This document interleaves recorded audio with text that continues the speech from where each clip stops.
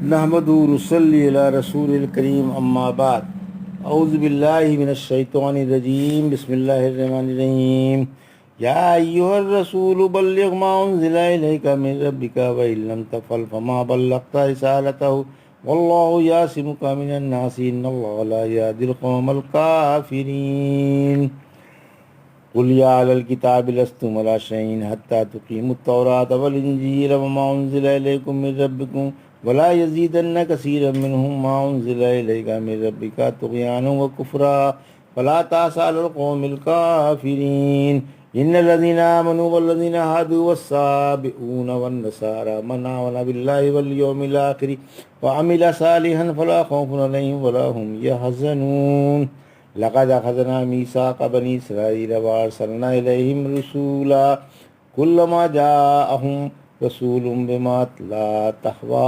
أنفسهم فريقا كذبوا وفريقا يقتلون وحسبوا ألا تكون فتنة فآمنوا وصموا ثم تاب الله عليهم ثم آمنوا وصموا كثير منهم والله بصير بما يعملون۔ اب یہ آپ نے سورہ مائدہ کی آیت 67 سے 71 تک کی تلاوت سماعت فرمائی۔ ان آیتوں کا ترجمہ اور تفسیر اس طرح ہے: یا ایھا الرسول بلغ ما انزل الیک من ربک وان لم تفعل فما بلغت رسالته واللہ یعصمک من الناس ان اللہ لا یہدی القوم الکافرین۔ آیت 67۔ ترجمہ: اے رسول صلی اللہ علیہ وسلم، آپ کے رب کی طرف سے جو کچھ آپ پر اترا ہے آپ اس کی تبلیغ کریں۔ اگر آپ ایسا نہیں کریں گے تو اپنی رسالت کی تبلیغ کا حق ادا نہ کر سکیں گے اور اللہ آپ کو لوگوں سے بچائے گا۔ واقعی اللہ کافروں کو ہدایت نہیں فرماتا۔ تفسیر: رحمت عالم صلی اللہ علیہ وسلم نے لوگوں تک پوری وحی پہنچا دی۔ رحمت عالم صلی اللہ علیہ وسلم سے رسول کے لقب کے ساتھ خطاب ہے اور حکم ہے کہ آپ کو اللہ کی طرف سے جو کچھ وحی ہوا ہے اسے لوگوں تک پہنچا دیں۔ رحمت للعالمین نے فرائض رسالت کس طرح بہترین طریقے سے انجام دیے اور اس آیت پر کس طرح بہترین طریقے سے عمل کیا، یہ آپ کی سیرت پڑھنے والے اچھی طرح سے جانتے ہیں۔ صدیقہ زرا فرماتی ہیں جو شخص یہ کہے کہ محمد رسول اللہ صلی اللہ علیہ وسلم نے کچھ وحی چھپا لی وہ جھوٹا ہے، کیونکہ حق تعالیٰ فرما رہا ہے یا ایھا الرسول بلغ ما انزل۔ صدیقہ نے فرمایا کہ اگر آپ وحی چھپاتے تو یہ آیت چھپاتے۔ وَتُخْفِي فِي نَفْسِكَ مَا اللَّهُ مُبْدِيهِ وَتَخْشَى النَّاسَ۔ سورہ احزاب کی آیت 37۔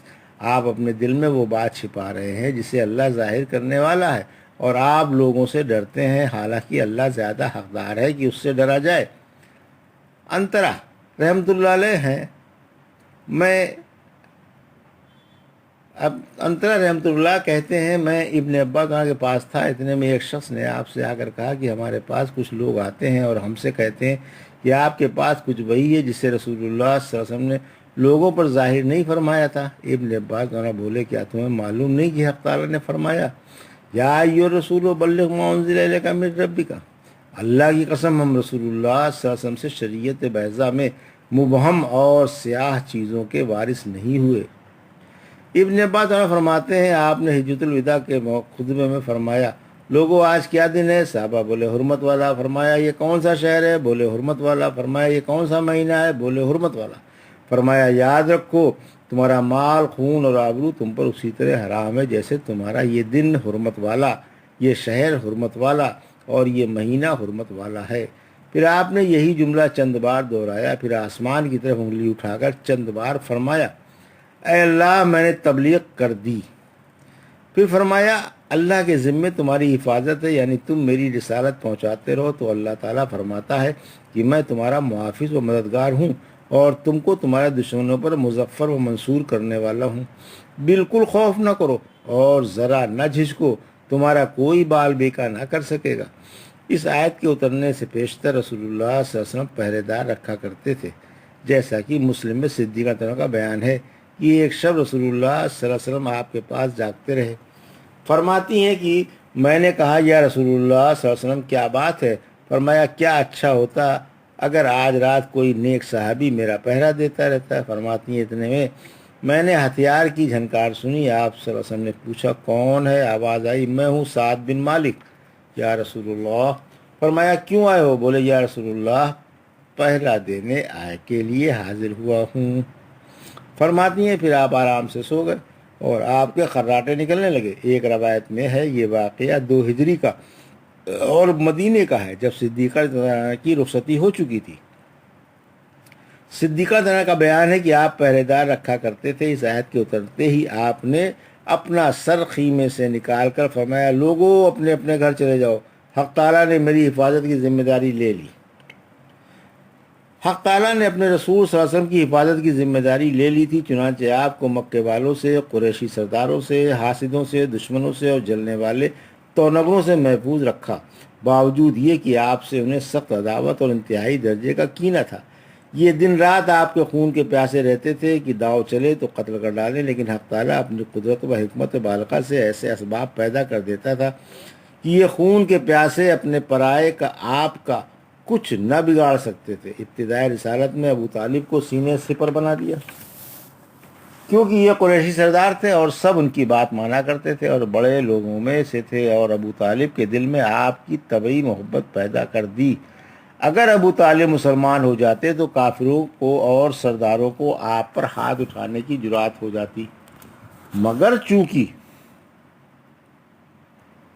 ابو طالب میں اور کافروں میں کفر مشترک تھا، اس لیے سب ابو طالب سے ڈرتے تھے اور ان کا احترام کرتے تھے۔ پھر جب ابو طالب فوت ہو گئے اور مشرکوں نے آپ کو تھوڑی سی ایذا پہنچائی تو حق تعالیٰ نے مدینے والوں کے دلوں میں آپ کی بے پناہ محبت پیدا کر دی۔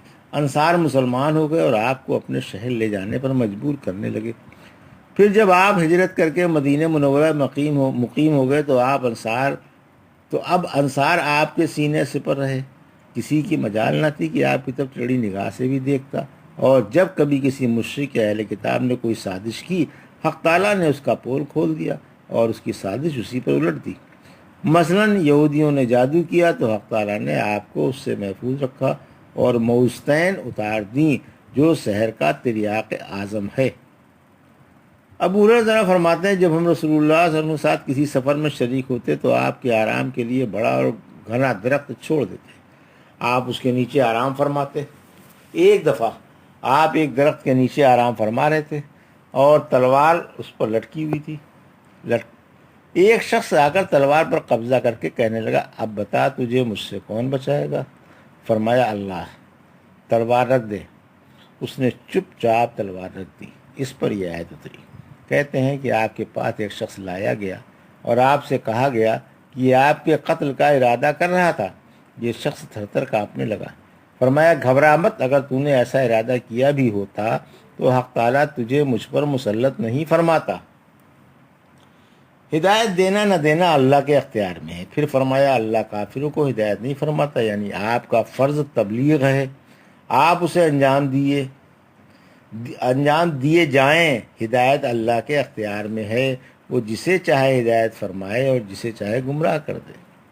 سورہ بقرہ کی آیت 272 میں فرمایا راہ پر لے آنا آپ کا کام نہیں، اللہ جسے چاہتا ہے ہدایت عطا فرماتا ہے۔ سورہ رعد کی آیت 40 آپ کے ذمے صرف تبلیغ ہے اور ہمارے ذمے حساب ہے۔ قل یا اہل الکتاب لستم علی شیء حتی تقیموا التوراۃ والانجیل وما انزل الیکم من ربکم ولا یزیدن کثیرا منهم ما انزل الیک من ربک طغیانا وکفرا ولا تأس علی القوم الکافرین۔ آیت 68 ان الذین آمنوا والذین ہادوا والصابئون والنصارى من آمن باللہ والیوم الآخر وعمل صالحا فلا خوف علیہم ولا هم یحزنون۔ آیت 69 ترجمہ، آپ فرما دیں کہ اے اہل کتاب تم کسی چیز پر بھی نہیں جب تک تورات و انجیل پر اور اس حق پر جو تم پر تمہارے رب کی طرف سے اتارا گیا ہے کاربند نہ ہو، اور جو کچھ آپ پر اتارا گیا ہے وہ ان میں سے اکثر لوگوں میں سرکشی اور کفر ہی بڑھا دیتا ہے۔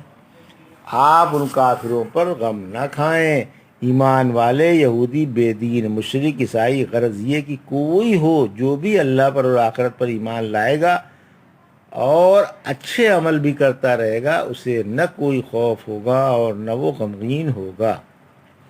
تفسیر آیت 68 قرآن پر ایمان لائے بغیر نجات نہیں، یعنی اے پیغمبر آپ اہل کتاب سے فرما دیں کہ تمہارا کوئی دین بھی نہیں جب تک کہ تم اپنی کتابوں کے تمام احکام پر اور قرآن پر عمل نہ کرو۔ ان کتابوں میں یہ بھی ہے کہ محمد رسول اللہ صلی اللہ علیہ وسلم کا زمانہ پاؤ تو ان پر ایمان لاؤ، ان کی پیروی کرو، ان کے دین کو سینے سے لگاؤ اور ان کی بات پر یقین کرو۔ فرمایا آپ ان کافروں پر غم نہ کھائیں اور ان کے ایمان نہ لانے سے کبیرہ خاطر اور ملول نہ ہوں۔ آیت 69۔ یعنی مسلمان، یہودی، بے دین، مجوسی اور عیسائی کسی کا دین بھی مقبول نہیں جب تک اللہ پر اور آخرت پر ایمان نہ لائیں۔ مقصد یہ کہ ہے اب نجات کا دار و مدار اللہ پر، زندگی بعد الموت پر اور عمل صالح پر ہے، اور یہ ممکن نہیں جب تک کہ شریعت محمدیہ کو تسلیم نہ کیا جائے اور محمد رسول اللہ صلی اللہ علیہ وسلم پر جو تمام جنوں اور انسانوں کے قیامت تک کے لیے نبی ہیں ایمان نہ لایا جائے۔ پھر جو لوگ مذکورہ بالا اوصاف سے متصف ہوں انہیں نہ قیامت کے روز خوف ہوگا اور نہ دنیا کے چھوٹ جانے کا ملال ہوگا۔ لقد اخذنا میثاق بنی اسرائیل وارسلنا الیہم رسولا کلما جاءہم رسول بما لا تہوی انفسہم فریقا کذبوا وفریقا یقتلون۔ آیت 70۔ وحسبوا اللہ تکون فتنۃ فعموا وصموا ثم تاب اللہ علیہم ثم عموا وصموا کثیر منہم واللہ بصیر بما یعملون۔ آیت 71۔ ترجمہ: بلا شبہ ہم نے اسرائیلیوں سے عہد و پیمان لیا اور ان کے پاس متعدد رسول بھیجے۔ جب بھی کوئی رسول ان کی شریعت کو لاتا جو ان کی طبیعتوں کے ناموافق ہوتی تو یہ کسی کو تو جھٹلا دیتے تھے اور کسی کو قتل کر ڈالتے تھے۔ انہوں نے سمجھ لیا تھا کہ کوئی سزا نہ ہوگی، اس سے اور بھی اندھے اور بہرے بن گئے تھے۔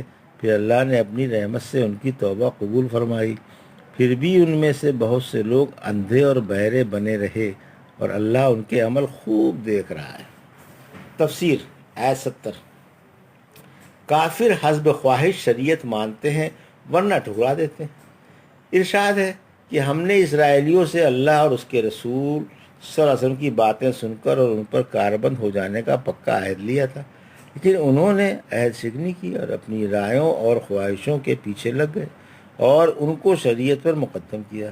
جتنی شریعت ان کی خواہشوں کے موافق تھی مان لی اور باقی ٹھکرا دی، اور جو رسول ان کی خواہشوں کے خلاف شریعت لے کر آیا اسے یا تو جھٹلا دیا یا قتل کر ڈالا۔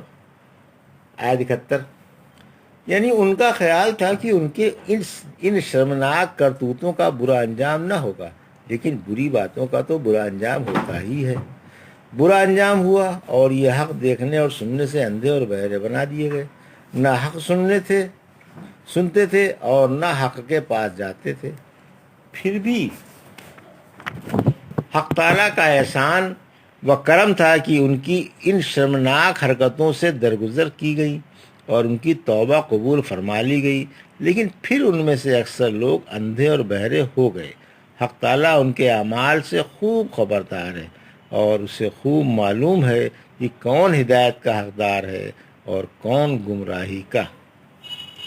یہ تھا سورہ مائدہ کی آیت 67 سے 71 کا ترجمہ اور تفسیر جو ابھی آپ نے سماعت فرمائی۔ بارک اللہ لی و لکم فی القرآن الحکیم و نفعنی وایاکم بآیات الذکر الحکیم۔